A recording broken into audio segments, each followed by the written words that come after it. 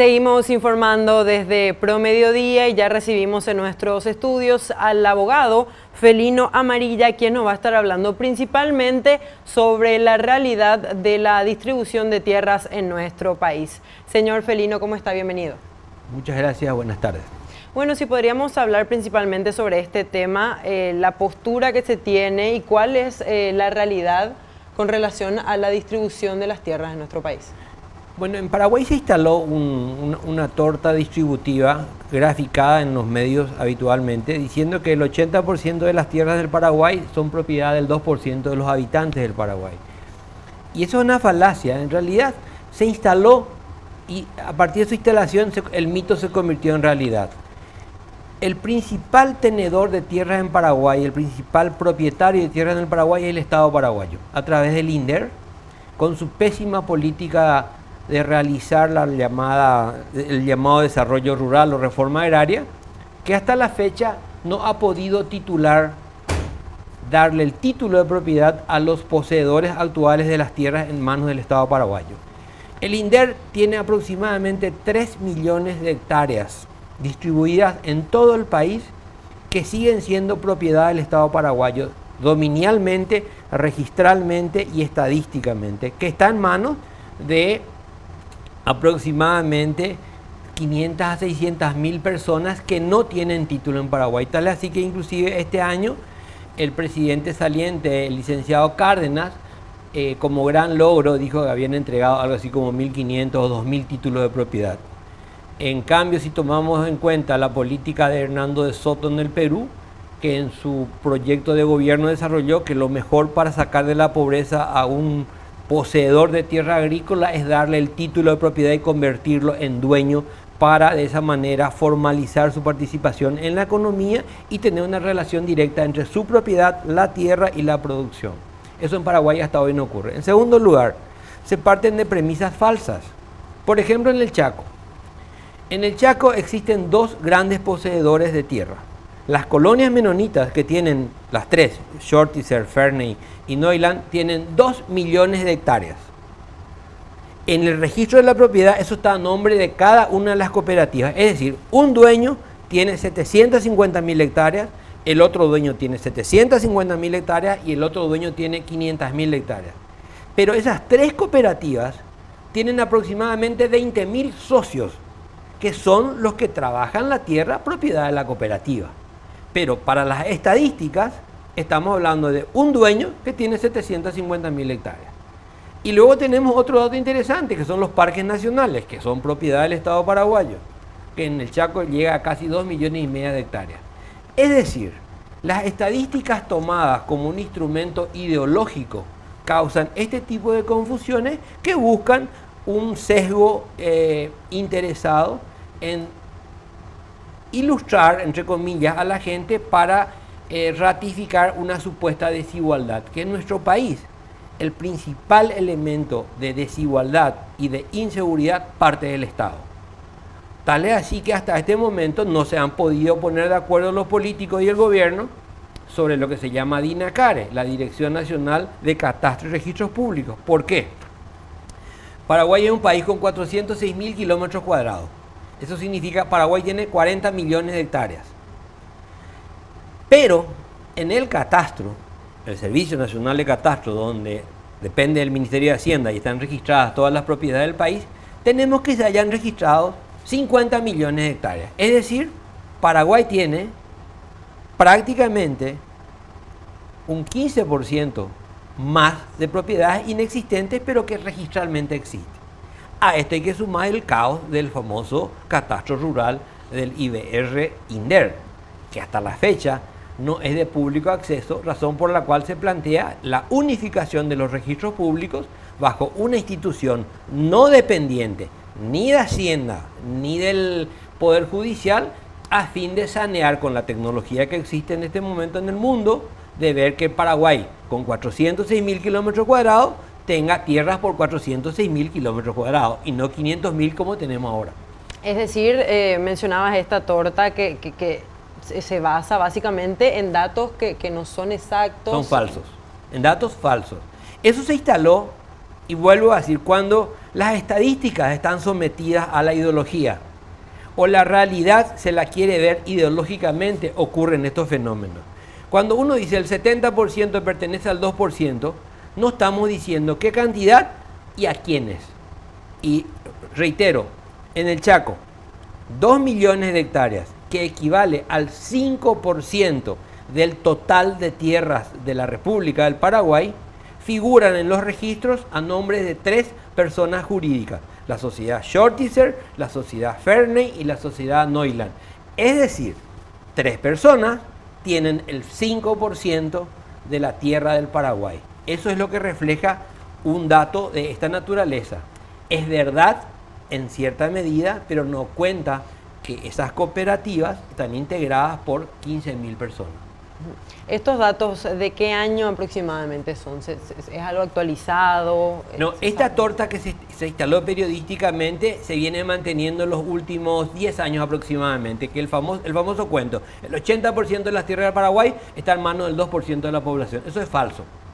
Lo más grave del caso es que el gobierno que pasó no ha podido sanear ni los registros públicos, ni la dirección del catastro, ni el INDER, razón por la cual se mantiene esta falacia, que es un argumento político que es utilizado habitualmente para establecer que la culpa de la pobreza en Paraguay tienen los ricos y los agroexportadores.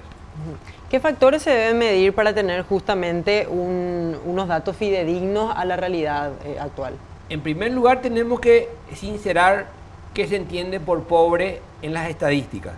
Porque el caso de Tecoponá, que es un subsidio estatal, los montos que están otorgando ya hoy no sacan de la pobreza teórica a nadie, porque mantienen el monto de dinero de 5 años atrás. Con la inflación y con todo el incremento de costos, lo que 5 años atrás era un ingreso positivo para salir de la pobreza aparente, hoy no lo sacan, pero mantienen el programa. Segunda cuestión. En Paraguay tenemos un 35% de la población que vive en zonas rurales. De ese 35% de la población, tenemos que hay un 80% de ese 35% que se dedica a labores agropecuarias. Es decir, plantó media hectárea de mandioca.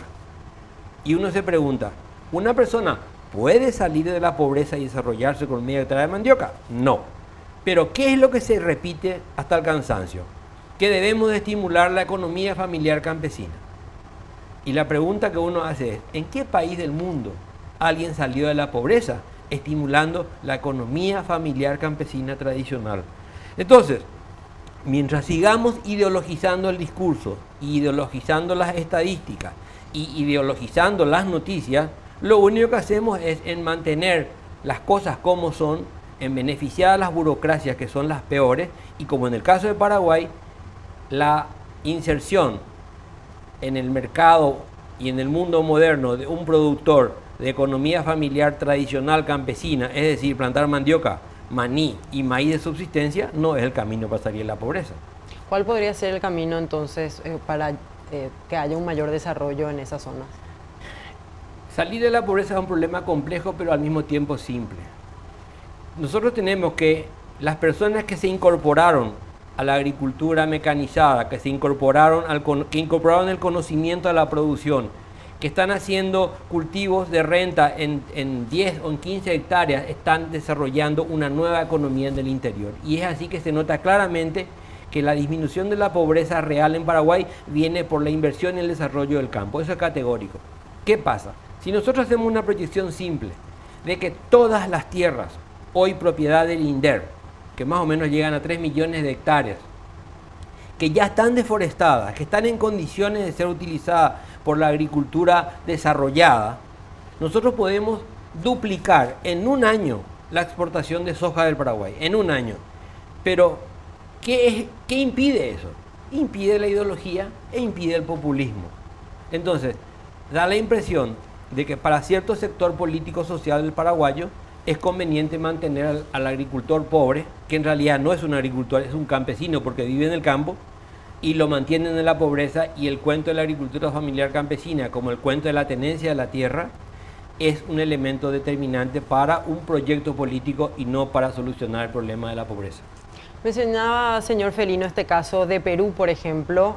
Si podrías contarnos más al respecto, qué impacto tiene justamente la entrega de esos títulos a quienes van a trabajar en la tierra. Bueno, Hernando de Soto es un científico social peruano que en los años 80 y 90, desarrolló la teoría del otro sendero. Era el momento en que en el Perú la guerrilla estaba establecida por Sendero Luminoso, un grupo guerrillero maoísta. Perú es un país con una desigualdad mucho mayor que la paraguaya inclusive. Y hoy Perú es la economía más pujante de América Latina. ¿Qué hicieron? Convirtieron en propietarios a los poseedores de tierras. Y lo hicieron de una manera expedita, simple y sencilla. Cada poseedor se convirtió en dueño. A partir de ese momento se genera una empatía y una situación personal muy diferente. Uno ya es dueño de algo y tiene con qué empezar. Y ese fenómeno se transmite en el resultado posterior. La economía peruana está creciendo y vino creciendo, se acabó el problema de la guerrilla, Sendero Luminoso pasó a ser parte de la historia y hoy tenemos un cambio social único en el Perú. En Paraguay seguimos con el mismo discurso de los años 60. La tierra es para quien la trabaja, hagamos la reforma agraria, que en Paraguay es permanente y eterna. Reforma agraria significa el cambio de un estatus, pasar de una situación de sin tierra a con tierra y producción. Este discurso es de los años 60. O sea, hace 50 años que Paraguay está en reforma agraria permanente. Y lo más grave del caso es que hoy los movimientos sociales y campesinos dicen los hijos de los campesinos no tienen tierra. Es decir, rompen el sistema sucesorio. Si un señor tiene en Asunción una casa, al morir ese señor, la casa se distribuye entre sus hijos. La teoría que están aplicando hoy es que el hijo, cuando el campesino muere, el Estado tiene que encargarse de que cada hijo tenga otra vez su lote. Es decir, nunca vamos a tener tierra suficiente para solucionar el problema sucesorio de la tierra. Pero es una decisión política. ¿Por qué? Porque lo que hay que hacer es aumentar la capacidad productiva, aumentar la tecnología para que menos gente produzcan más y se genere más riqueza. Y acá es como la idea de que mantengamos el atraso para que cada vez más gente sea más pobre. Justamente sobre ese tema hablamos de los campesinos y también esta falta de tierras. Esto también deriva en problemas sociales como por ejemplo las ocupaciones en distintas tierras. El tema de las ocupaciones en Paraguay tiene un interés político muy importante y debemos de diferenciar dos situaciones. Las antiguas ocupaciones rurales, que en los años 90 y 2000 alcanzaron su clímax, hizo que el Estado paraguayo vuelva a ser el mayor dueño de tierras en el Paraguay. La historia de la tierra en Paraguay es muy interesante y contradictoria. En el año 1883 se empiezan a vender las tierras públicas porque todo el Paraguay era del Estado. Ese proceso de venta de las tierras públicas, en vez de concluir en un Estado sin tierras, en el año 2000 el Estado paraguayo volvió a ser el mayor latifundista por las tierras adquiridas para la reforma agraria. Es decir, algo falló y mal. Porque el mayor deforestador fue el Estado, con las colonias para la reforma agraria. El mayor depredador de la naturaleza fue el Estado, con el tema IBR-INDER. Y lo más grave, el mayor creador de pobres fue el Estado, porque por un lado tiene un presupuesto totalmente desbalanceado, donde el gasto no es cuidado, y por otro lado se impide el desarrollo de la agricultura, se impide el desarrollo de nuevas tecnologías para la producción con el cuento de que tenemos que ir a la economía familiar campesina. Esa contradicción nos lleva a que hoy la masa campesina desocupada forme parte de los cordones de miseria en torno a la capital. ¿Y cómo solucionamos el problema de los asentamientos campesinos hoy urbanizados en el departamento central y la capital? Con una frase genial, que los políticos tienen definiciones para todo. Crearon los llamados territorios sociales.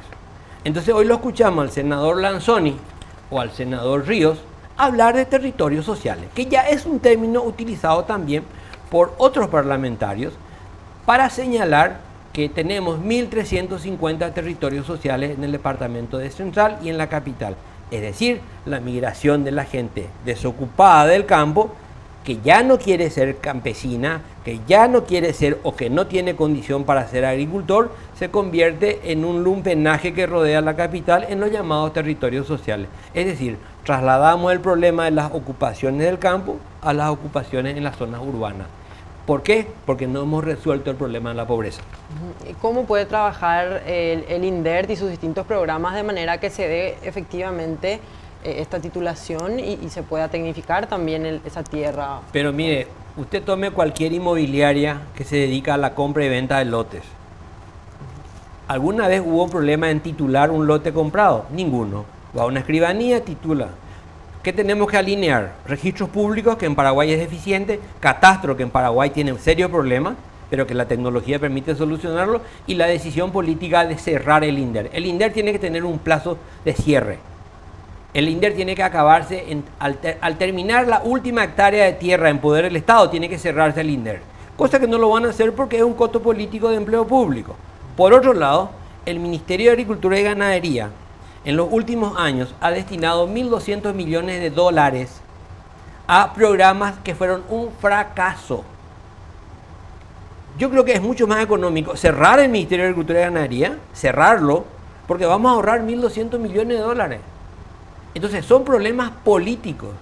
Hoy la ciencia y la tecnología tienen resuelto gran parte de los problemas que en Paraguay los mantenemos para mantener el estatus político y satisfacer los discursos populistas. Señor Felino, y también para entender un poco la cuestión de la distribución, si podrías explicarnos sobre el coeficiente Gini. ¿Qué es eso?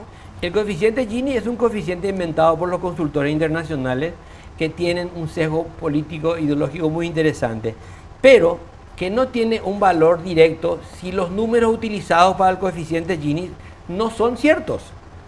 Entonces, si partimos de una premisa falsa, como fue este caso, ¿cómo vamos a decir que hay tal o cual inequidad, puesto que estamos partiendo de presupuestos numéricos falsos? Si los datos estadísticos son falsos, el índice Gini también tiene un resultado falso. Por eso no tiene sentido conversarlo, porque acá parten de que el 70 al 80% de la tierra cultivable, dice, es propiedad del 1% de la población. Eso es falso. Entonces el índice del resultado dado por el índice Gini es falso. ¿Y para qué se utiliza normalmente este coeficiente? Para establecer a nivel internacional parámetros de comparación de países en desarrollo y desarrollados y establecer el sistema de inequidad o equidad social y la brecha existente entre la clase más pudiente y la menos pudiente. Y es el gran negocio de los consultores. Bien, señor Felino, muchas gracias por venir. Muy interesante esta visión que tiene con relación a la distribución de la tierra. Muchas gracias. A usted. Bueno, con nosotros el abogado Felino Amarilla, quien nos hablaba sobre la distribución de tierra en nuestro país.